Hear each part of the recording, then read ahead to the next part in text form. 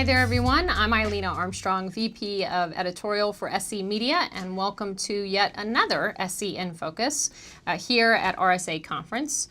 With me now is Vikram Phatak. He's CEO of NSS. If you talk to anybody at this show, I'm sure we could all agree that enterprises are just drowning in loads of data. So can you talk a little bit about how they can suss out some details that could really help them sort of head off some of the cyber attacks that people are experiencing now?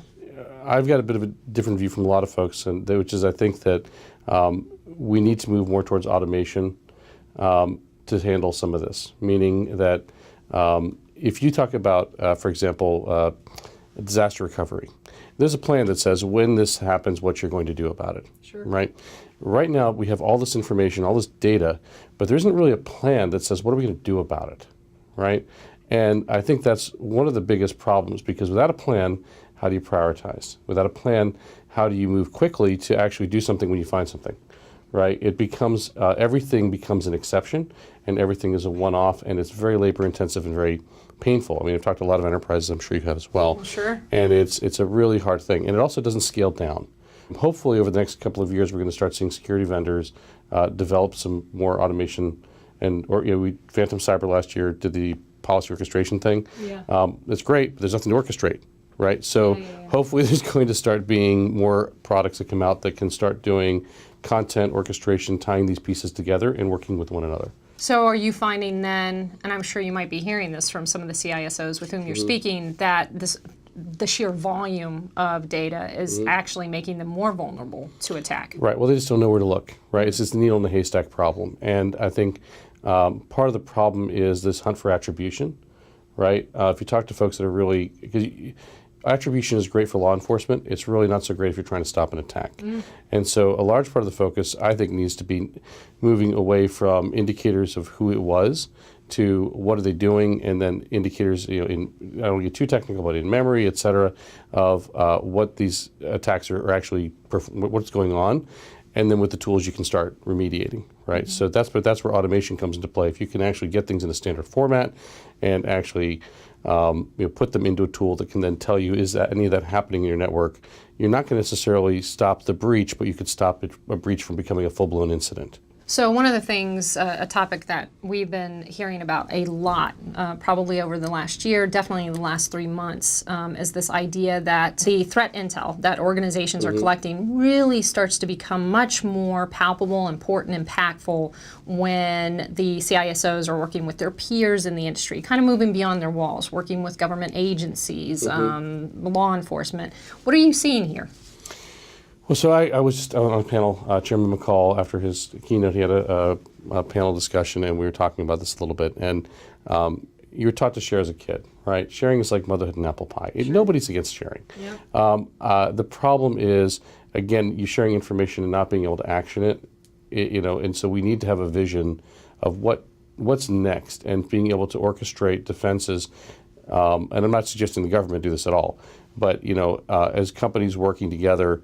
And as you start talking about, this this playbook of, if there's a new attack against Flash by some organized crime unit somewhere that we become aware of, here's the things you can do. You've already decided beforehand, and now it's a matter of executing. And if, as an industry, that starts happening, then you dramatically change the defensive posture that the bad guys are going after, right? You change the game. And so I think that's where it really needs to go. Yeah, definitely, because they're sharing information, they're working together, so obviously we would be in a much better position. Right. And also, look, I know that the intelligence agencies have a lot of information. The thing I've been hearing is none of it's magical, right? There's still a lot of work involved, and so just having the information, the question is, to what end? All this sharing, all this is good. It's a good foundational thing to have, but now what? Can you talk a little bit about, maybe kind of share some advice on some of the primary best practices organizations really need to ensure that they're implementing so that they're able to take a long-term strategic view with their security planning, but then also tackle the day-to-day, tactical operations as well? Well, I tend to think of these things in terms of risk and return on investment, right? Meaning you're not going to logically spend $1 million to protect something that's only worth 1,000, right? So having some sense of what you're trying to protect, I mean, from terms of best practice, right? It dictates what approach you take. So if your issue is credit card information, we'll encrypt the credit card information, right? And so we need to move away from one size fits all, I think, right? It's been viewed as kind of a Windows problem. Obviously, with Internet of Things and the cloud, it's changed, right? And so people need to catch up and think about things a little bit differently. Our data is showing that 50% of the internet traffic is encrypted right now. It's going to be about 75% conservatively by the end of 2018, right? So end of next year, 75% encrypted. All the security products you have, unless you handle encryption in some way, or you have a robust endpoint defense, are blind. So to be clear, you do not have to sacrifice privacy to solve the encryption and security problem. It's just a matter of doing it the right way. There's lots of wrong ways to do it, and that would cause a lot of problems, I think, for a lot of people. But if we tackle it intelligently, I think we can have the best of both worlds. But despite the fact that you are seeing such a high number of a high usage of cryptography, I would imagine we're still we're far away from organizations taking that kind of more forward-thinking view of their security programs. We are. So here's the thing: that 2 years ago, encryption was not on the internet was not 15-20%. It was not a big deal. Once we've hit a tipping point at 50%, and it's accelerating, it's happened out of the blue.